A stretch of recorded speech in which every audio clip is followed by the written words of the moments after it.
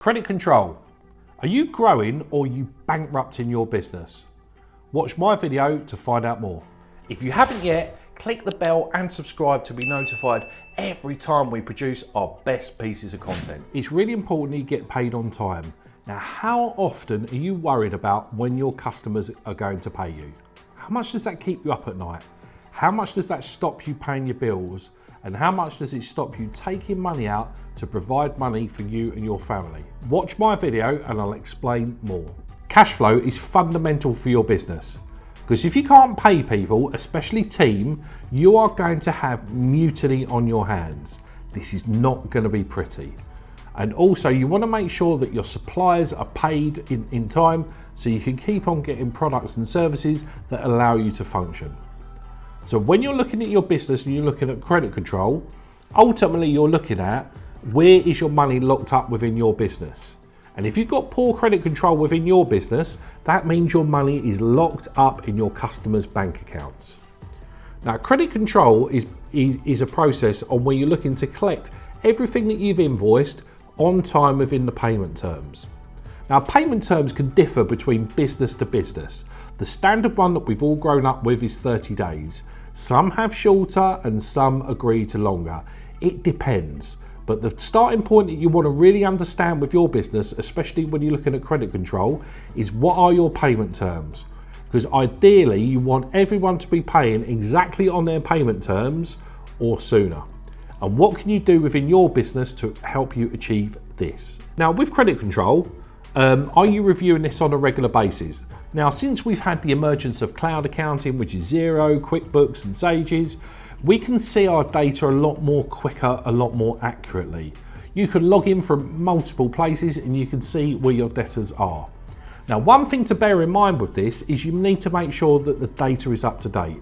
So if you're reviewing your debtors or your accounts receivable, you need to make sure that all of the transactions have been allocated as per your bank account. Because you'd look slightly stupid if you chased a customer for money and they say, I actually paid you 3 weeks ago. So make sure all of the data is completely up to date. And then when you're looking at your accounts receivable, you're looking at who's over payment terms. So if it's over 30 days, who's in the 60-day column? Who's in the 90-day column? Who's in the 120-day column and older? Because that is money that you're entitled to. You've done the work, you've sold them the product, but it's sitting in your customer's bank account. There may be good reason for this, but for their perspective, how easy is it to improve their cash flow interest-free by paying you later? That means the money's not sitting in your bank account, it's sitting in theirs. How often your customers are paying you, so you can jump on problems, you can jump on any type of solution to be able to give you more money. Now, I would recommend that you do this on at least a monthly basis. You should be reviewing this with also check-ins partway through the month, because normally he or she who shouts loudest gets paid first. So make sure that you're not way down the list getting forgotten about and you're getting the money into your bank account without problems. Because sometimes if customers are not paying you, it could highlight a problem that their business is in distress. They could be in major problems, it could be poorly managed, and you want to make sure that you get that money back from them and before they hit any potential liquidation. Now, with new customers, this can be a little bit more tricky because there's lots of times that I've sat in front of clients and go, oh wow, I've got this customer, this is my dream client, I would love to work with them. And yes, it may be really good, but if you see some of the big FTSE 100 companies, a couple of those regularly buy off small suppliers and they squeeze the life out of credit terms more than they would do for other customers. And they get away with that because they're big. But when you're looking at taking on new customers, please credit check them. Because there's software out there that we can also provide you as well that will allow you to credit check your customers. This will give you an advice on roughly what credit limit to give them, how good are their accounts, how many defaults have they made, and it will give you a lot of things that you wouldn't be able to see in the public that they're collecting data on a regular basis.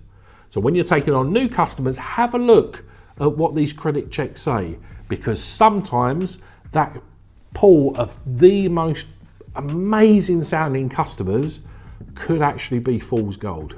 So if you're able to credit check them first, you could save yourself a ton of problems. Ultimately, and let's get really real about this, if you haven't got no cash flow, your business could die. Now that's quite a sobering hard thought, because if all it meant was collecting your money in quicker and your business could survive, credit control in some occasions could be the difference between survival or not. It can be that savage. And how many times would customers, whether they do it meaning when they mean to do it or not, will take the mick, push it too far, push it too long. And we're all told and believe that we're here to be nice to people and we're here to give customers great value. Yes, I get it. But sometimes you have to be a little bit stern with these customers, because if not, and it meant it could be the chance of where success or failure, I know where I would want to be. Now, tips for getting paid on time. Shout, shout, and shout again. So have basically a regular credit control procedure in place. Send out regular statements. I think these are really powerful because there are a lot of businesses that pay on statements. Or give yourself an opportunity. We work with a maintenance company that does regular work because it's doing regular maintenance. And instead of them invoicing and giving 30-day terms, we changed them to invoice on pro forma. Got very, very little kickback from it.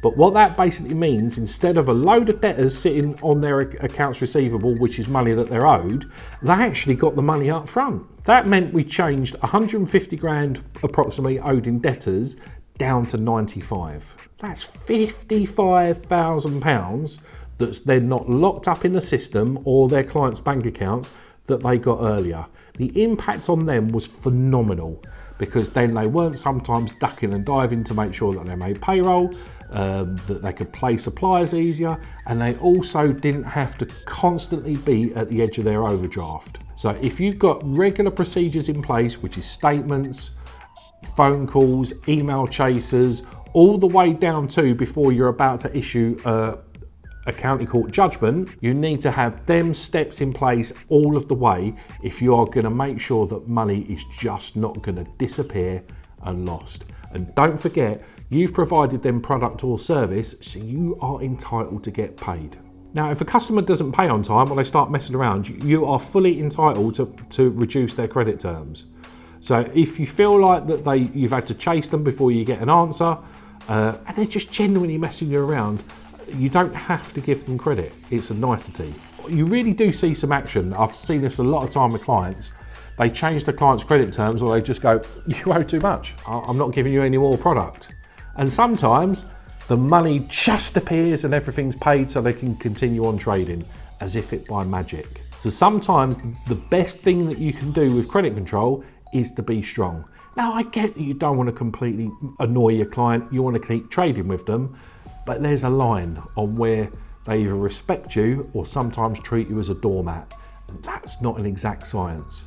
So make sure with your credit control process, you're being strong, but also just make sure you don't fall into being a doormat. And that's hard. What do you do if you're not getting paid? If you're not getting paid and you've gone through all of the different procedures, you've gone through all the chasing, and you just feel like you're banging your head against a brick wall, you probably deep down will never want to work with that customer again. You've had enough. And if you are in that situation, then I would always go to small claims court and do some form of county court judgment. For me, it makes a statement. Everyone just goes, oh, it doesn't matter, just write it off. No. If I've given a product or service, it may cost me a little bit of time to do the county court judgment. It may cost some money as well. I'm going to be chasing that till the end. Even if it's just to piss them off where they've got a county court judgment against their company name because they haven't paid for what they should have done. At the end of the day, and I get you're probably not going to work with them customers again, is make sure that you take them all the way to court. That's what I would do, and that's what I would recommend all of our clients do, even if they know that they're probably not going to get the money. But strict credit control, tight in procedure, gives yourself a statement. When you're regularly chasing your customers, they know that you've got your house in order. They know that it's slick. They know that it's on here. So when they're looking about potential, I haven't got enough money to pay people, you'll probably not be on that list of they're an easy touch. So make sure you're not an easy touch. Make sure you've got a good credit control procedure in place, because if you remember back to the maintenance company, They increased their cash by £55,000. That is massive. You wouldn't walk past that if you saw it on the floor. It's a sizable amount of money. And the impact that that has in your business for allowing more cash to flow is even better. Now, if you're struggling with this time at the minute, because in 2023 it's a tough time at the minute, and there's a lot of businesses that are really struggling as well as confidence, and you haven't got a credit control procedure in place, click below. I'll be happy to jump on a discovery call. I could potentially share our credit control system with you, and I promise there'll be no pushy sales pitch. But you never know, we may end up working together too.